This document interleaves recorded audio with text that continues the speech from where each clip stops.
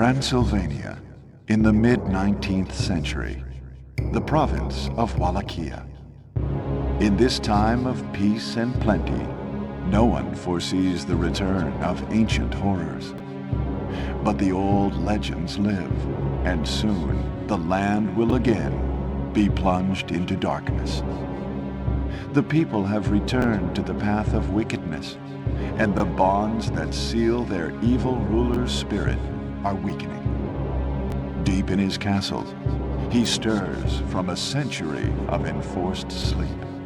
Reinhard Schneider, heir to the ancient Belmont clan of vampire hunters. His blood dooms him to oppose the might of Count Dracula. Wielding the holy whip of his ancestors, the young vampire killer begins his quest.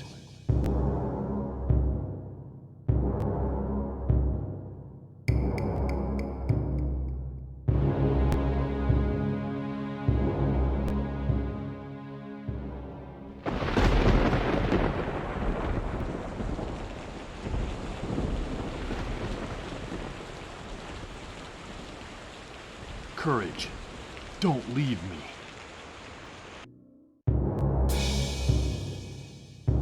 Transylvania, in the mid-19th century, the province of Wallachia. In this time of peace and plenty, no one foresees the return of ancient horrors. But the old legends live, and soon the land will again be plunged into darkness. The people have returned to the path of wickedness, and the bonds that seal their evil ruler's spirit are weakening. Deep in his castle, he stirs from a century of enforced sleep. Carrie Fernandez, a young girl gifted with great magical powers. Sensing Dracula's return, she sets off alone to the dark castle. Now she must wield her inherited power in the fight against evil.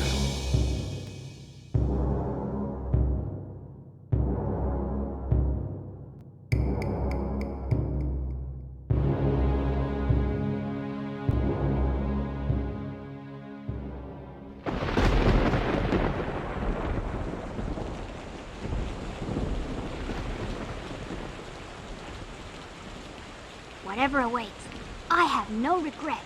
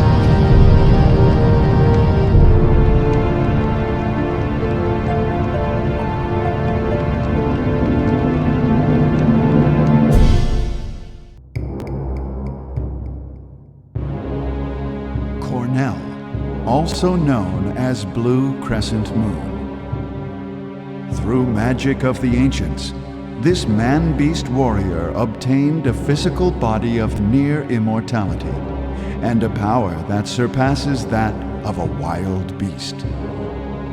The man-beasts, choosing to live harmoniously with humans, sealed away their enormous magical powers to prevent them from being used.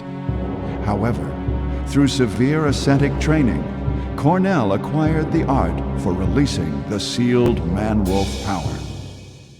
After a year of traveling and ascetic training, Cornell rushed back to his village, only to find that evil spirits had set the village on fire, engulfing the village in a lotus flower of flames.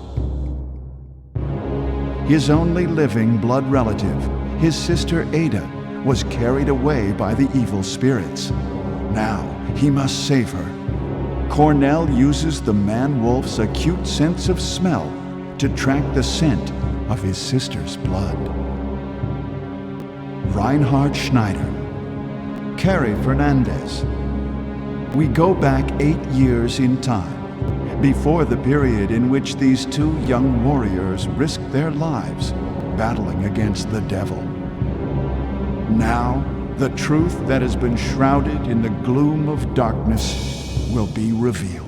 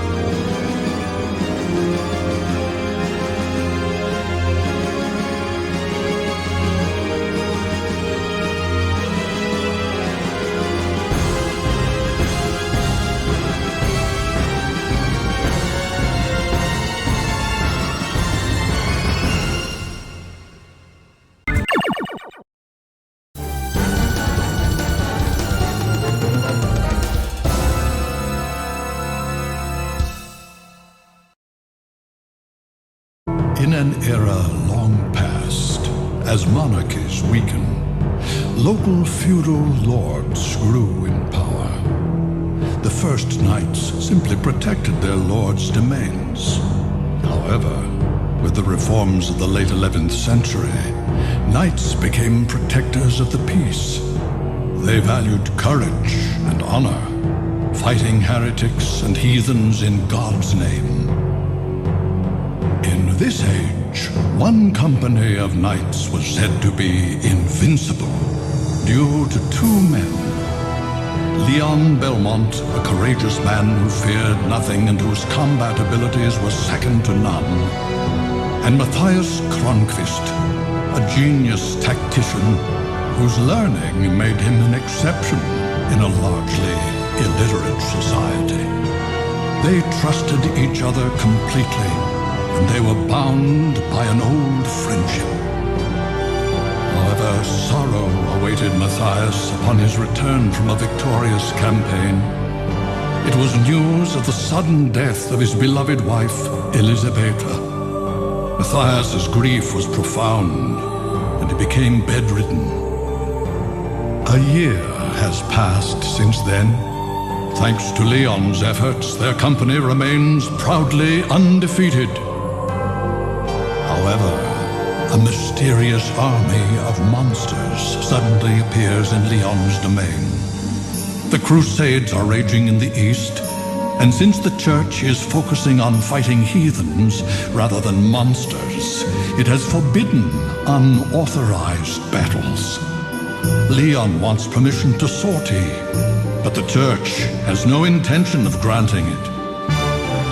One night, Matthias struggles from his sickbed and tells Leon that the appearance of the monsters is tied to a vampire who has a castle in the forest called Eternal Night. and that Leon's betrothed, Sarah, has been kidnapped and brought to that castle. Leon realizes that he must renounce his title to rescue his beloved. The forest is swollen with darkness, as if it would rob away everything, and only moonlight provides a ray of hope. A great legend is about to begin.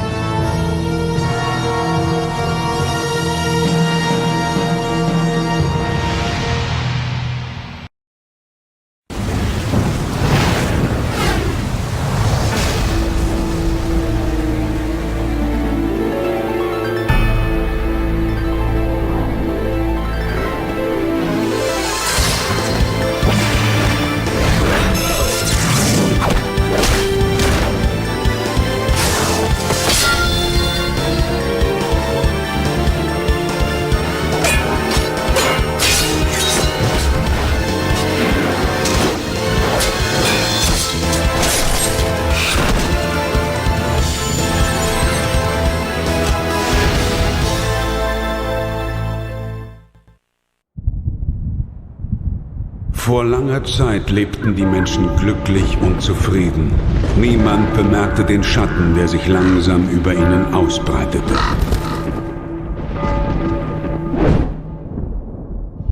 Die Dunkelheit trübte ihre Sinne und das Böse fraß sich tief in ihre Seelen. Vom Wahnsinn getrieben schmiedeten sie einen Pakt mit dem Teufel. Zu später Stunde kamen sie zusammen, um gemeinsam die Mächte der Finsternis mit ihrem sündigen Blut zu rufen, sie zu erlösen von ihrer sterblichen Existenz, den Anbeginn einer neuen Welt vor Augen.